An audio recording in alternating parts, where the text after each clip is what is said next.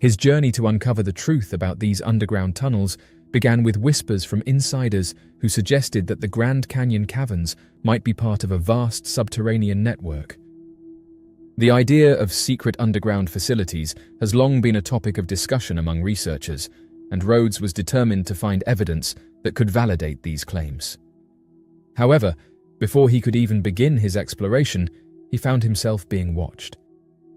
Before arriving at his destination, Rhodes noticed that two men in black suits were already there, as if they had been expecting him. This was no ordinary coincidence. The timing of their presence was too precise to be accidental. One of the men remained by the vehicle, while the other approached Rhodes directly. As the man got closer, he immediately identified Rhodes by name. This startled the researcher, as he had never seen this person before in his life. The fact that this stranger knew his name suggested that he had been monitored, leading Rhodes to question just how much these men knew about his investigation. Rhodes could not shake the eerie feeling that the encounter had been carefully planned. How had these men in black known he was coming, and how did they know exactly where he would be at that particular moment? The possibilities were disturbing. The situation raised numerous questions, but the answers remained elusive.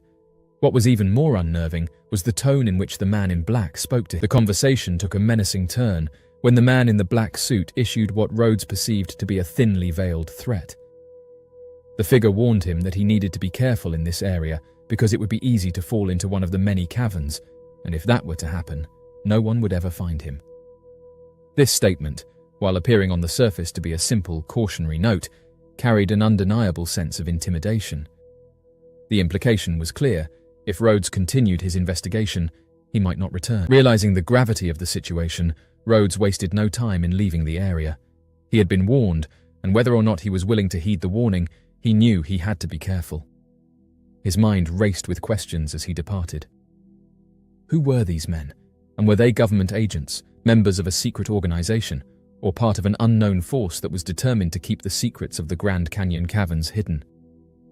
The encounter had all the hallmarks of the infamous Men in Black phenomenon, in which individuals investigating UFOs and other anomalies are confronted by mysterious figures who seem to have inside knowledge and an agenda to suppress information.